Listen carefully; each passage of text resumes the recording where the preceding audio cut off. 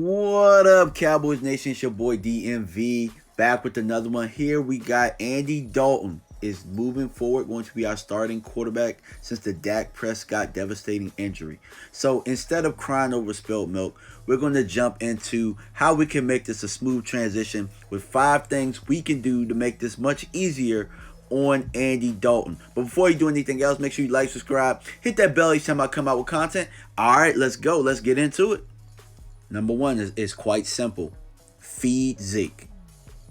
If we feed Zeke, man, if we become that physical juggernaut football team where we impose our wills physically and we set the tone, we can make it much easier on our quarterback who's coming into a situation where there is a line that's decimated.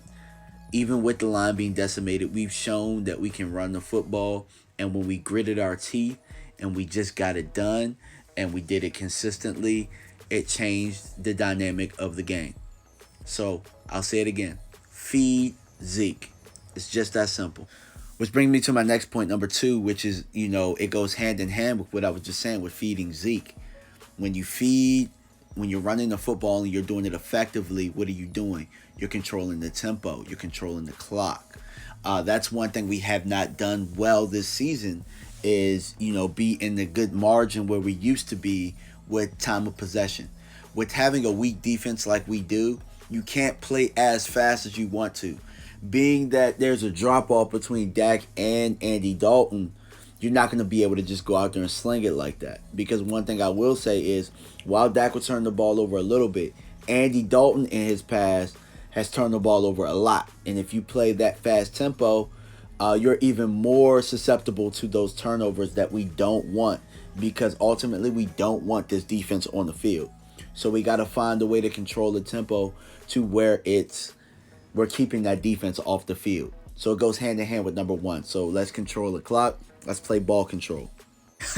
Before I get into number 3, this is actually a fun picture right here between Andy Dalton and Kellen Moore of TCU and Boise State. So it actually goes back to there. But this is actually a fun picture. But when we get into number 3, yeah, you guessed it. It has to do with the boy wonder, Kellen Moore, the offensive coordinator.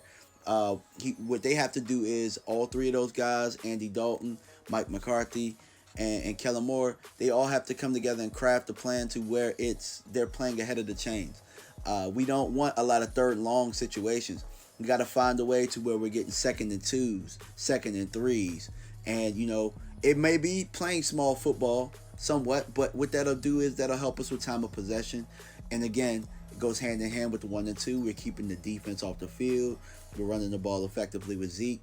And we're setting the tone as a physical football team, which I believe, looking at our personnel right now, even though we're depleted on the line, at the tackle position, I still believe that we can impose our will if we grit down, bite our teeth, or not bite our teeth, but if we grit our teeth and we, push through it. I really believe this football team can do that.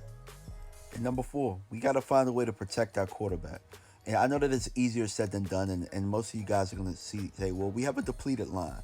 We're missing Lyle Collins, we're missing Tyron Smith, and rightfully so. Those are 2 really good offensive linemen. But understand this, there are ways that you can call plays. There are ways that you can innovate ways to protect your quarterback. I watched Philadelphia do it when they were depleted at line and they won a Super Bowl. What they were able to do was they found a way to implement the RPO to where they were doing it effectively. Not saying that we have to do the RPO here, but there are things that we could do like quick screens here, quick screens there. Things to keep the defensive line on the other team from being as aggressive. Hard counts. Having Zeke help chip here and chip there. I know that he's been doing that a lot, but there are ways that we got to mix it up in order for it to be effective to where we're wearing down defensive lines and to the point that they're not coming as hard at our quarterback. Because there were times in the game where I thought Dalton was going to get sacked. And I'm not saying that he's a statue back there or anything, but understand this. We just lost our franchise quarterback.